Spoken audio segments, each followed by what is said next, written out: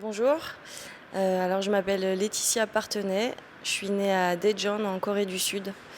Je suis arrivée en France à l'âge de 3 mois, j'ai été adoptée en France.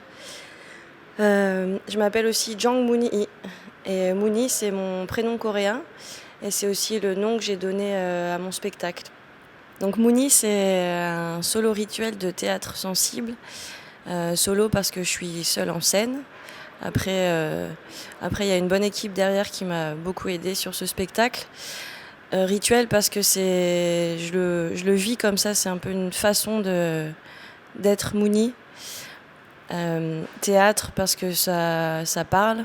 Je raconte mon histoire, de vie, l'adoption, le fait d'être née en Corée, d'avoir grandi en France.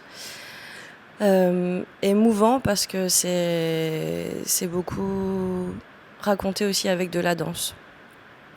Donc je suis très heureuse de pouvoir participer au festival Corée d'ici qui est en fait là pour présenter la culture coréenne en France, à Montpellier. Et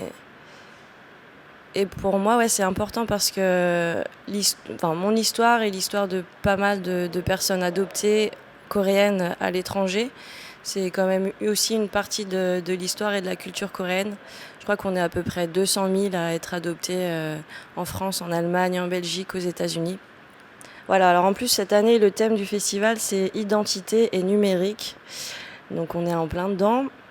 Dans le spectacle, je raconte donc aussi les problèmes, entre guillemets, que j'ai pu rencontrer, en tout cas les émotions, les sensations de cette espèce de vide que je suis en train de reconstituer à travers des choses de la culture coréenne qui m'attirent beaucoup et c'est quelque chose de vraiment presque viscéral. Et puis à travers chercher mon histoire. Donc je suis retournée plusieurs fois en Corée depuis 99. J'ai fait plusieurs retours là-bas. Voilà, j'ai pu rencontrer ma famille. Il y a cette espèce aussi de sensation.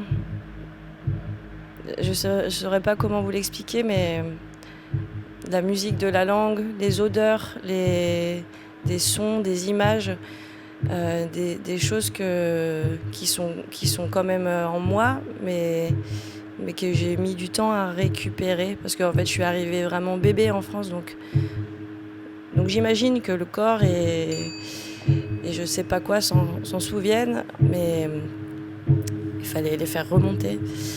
Par rapport à ce thème de la double identité, en fait ça passe beaucoup par le visage. En tout cas, quand j'étais petite, alors ma mère m'a raconté que je me regardais dans le miroir et je parlais toute seule. Je disais mais en fait je ressemble à qui moi?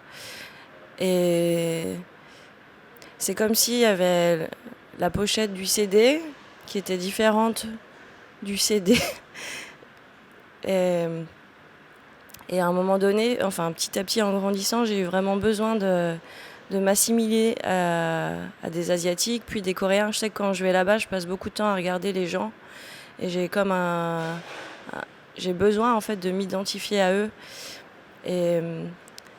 Et en fait, pour moi, ça a vachement été ça en fait. Le truc de la double identité, c'est d'avoir le physique d'une Coréenne et la culture d'une Française parce que j'ai grandi ici et voilà, je suis baignée ici, dans la France.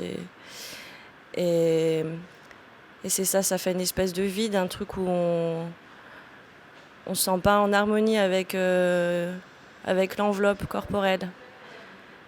En tout cas pour moi c'est ça. Et après il y a aussi de pas connaître son histoire, de pas savoir d'où on vient, enfin de savoir le nom d'un pays mais qui est un pays qui est loin, et le besoin de connaître les racines, de savoir où est-ce qu'on a été créé, d'où on est, quoi, et de le connaître un peu plus et de sentir résonner à l'intérieur tout ce que ça peut faire. Et le résultat aujourd'hui, c'est que je me sens plus entière. Je me sens comme si je m'étais reconstituée avec ces petits bouts de culture coréenne et de mon histoire. Tu me parles seul, seul. Je suis qui?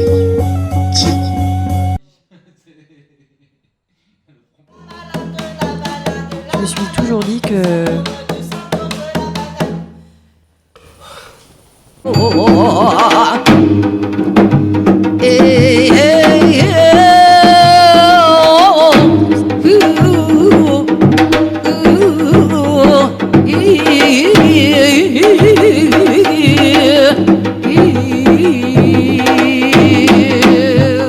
je suis tombée sur le chemin de l'invisible.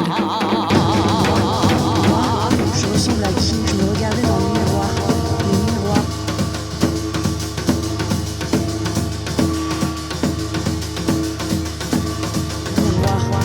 Miroir. Je ressemble à qui? Apparemment, elle essayait de me parler, mais je l'entendais pas. Elle me parlait, je l'entendais pas. J'entends pas. Je l'entendais pas. Elle me parle. Tu me parles, j'entends pas. Ma mère. Un jour, ma mère m'a adoptée. Elle avait pas pu avoir d'enfant, mais elle avait du temps et de l'amour. Des fois, je me demande, en fait, ça veut dire quoi, être mère ?